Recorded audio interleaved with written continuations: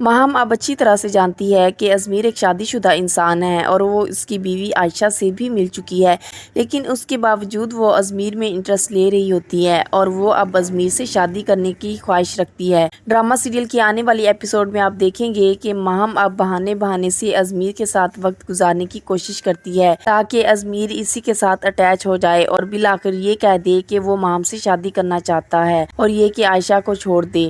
نوشین بھی اب یہی چاہتی ہے کہ ماہم زیادہ سے زیادہ ازمیر کے ساتھ وقت گزارے اور وہ ماہم کے دماغ میں بھی ازمیر کے لیے پیار و محبت کے خیالات بھرنے کی کوشش کرتی ہے، تو ماہم اب ازمیر کی طرف مائل ہوتی ہوئی نظر آ رہی ہے۔ اب عائشہ بھی یہ چیز محسوس کرتی ہے کہ جب سے ماہم اس گھر میں آئی ہے ازمیر میں بدلاؤ نظر آ رہا ہے اور وہ عائشہ سے دور ہوتا جا رہا ہے۔ وہ ازمیر کو اب سمجھانے کی کوشش کرتی ہے کہ میرا اور آپ کا رشتہ اللہ کی طرف سے مقرر کردہ ہے۔ میں نہیں جانتی کہ اس میں کتنی مصلحت ہے، لیکن اتنا جانتی ہوں کہ میاں اور بیوی کے رشتے کے درمیان ایک ایسی مضبوطی ہوتی ہے جسے کوئی بھی طاقت توڑ نہیں سکتی۔ میاں اور بیوی ایک دوسرے کا لباس ہوتے ہیں۔ اس رشتے کو نبھانے پر ہمارا اللہ بھی راضی ہوتا ہے اور بیوی پر سب سے زیادہ حق اس کے شوہر کا ہوتا ہے۔ اب ازمیر جو کہ پہلے ہی عائشہ سے بیزار نظر آتا ہے، اب عائشہ کی باتیں سن کر تو وہ غصے میں آ جاتا ہے اور وہاں سے جانے کے لیے اٹھ کھڑا ہوتا ہے، اور جیسے ہی وہ جانے لگتا ہے تو اسی دوران وہاں ماہم آ جاتی ہے اور پوچھتی ہے کہ ازمیر کہیں باہر جا رہے ہو؟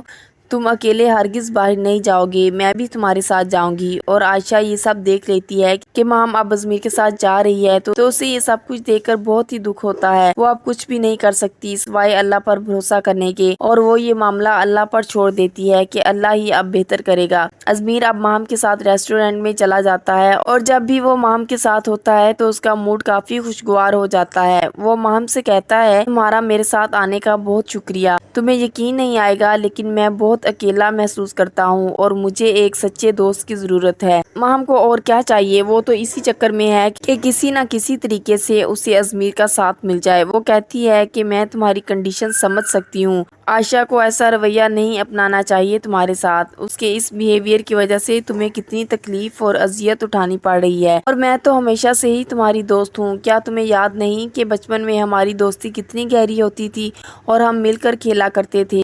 جب کبھی تم ناراض ہوتے تھے تو میں پہلے تمہارے پاس آ کر تمہیں مناتی تھی اور تم فوراً مان جاتے تھے۔ تم اب بھی وہی ازمیر ہو۔ جب دونوں گھر واپس آ جاتے ہیں تو نوشین کے تو چہرے پر خوشی عیاں ہوتی ہے اور وہ ماہم سے کہتی ہے کہ میں نے پہلی مرتبہ اپنے بیٹے کو اتنا خوش دیکھا ہے اور میں ساری زندگی اسے خوش ہی دیکھنا چاہتی ہوں۔ تم میرے بیٹے سے شادی کر لو اور اس کی زندگی سنوار دو، وہ تمہیں پا کر بہت خوش رہے گا۔ ماہم تو اب نوشین کو اپنا خیر خواہ سمجھتی ہے اور اس کی ہر بات کو خوش دلی سے قبول کرتی ہے۔ تو وہیں ازمیر بھی اب ماہم کو دلہن کے روپ میں دیکھنے لگا ہے اور وہ چاہتا ہے کہ ماہم سے اس کی شادی ہو جائے۔ اب وہ عائشہ کے پاس جاتا ہے اور اس کی رائے لیتا ہے کہ بتاؤ کیا تم اپنی شادی سے خوش نہیں ہو؟ اگر ایسا ہے تو ہم دونوں راہیں جدا کر لیتے ہیں۔ دوسری طرف ازمیر کو ایک بہت بڑی خوشخبری ملتی ہے اور وہ اپنی دادی کے ساتھ اس خوشی کو سیلیبریٹ کرتا ہے، تو عائشہ بھی وہاں موجود ہوتی ہے۔ جب ازمیر عائشہ کو مٹھائی کھلانے لگتا ہے تو دادی اب ازمیر سے کہتی ہیں کہ میں نے تو تمہیں بتایا ہی نہیں کہ عائشہ نے تمہاری فرم کی کامیابی کی خاطر ایک نفلی روزہ رکھا ہوا ہے، تو وہ اب کچھ بھی نہیں کھائے پیے گی۔ ازمیر کے لیے تو یہ بات حیرت سے کم نہیں ہوتی۔ تو کیا ازمیر اب عائشہ کا ساتھ مزید چاہے گا اور وہ کیا ماہم کو دلہن کی صورت میں گھر کی زینت بنا لے گا؟ کمنٹ سیکشن میں اپنے خیالات کا اظہار ضرور کیجیے گا۔ مزید ویڈیوز کے لیے چینل کو سبسکرائب اور بیل آئیکن کو پریس کرنا مت بھولیے۔ شکریہ۔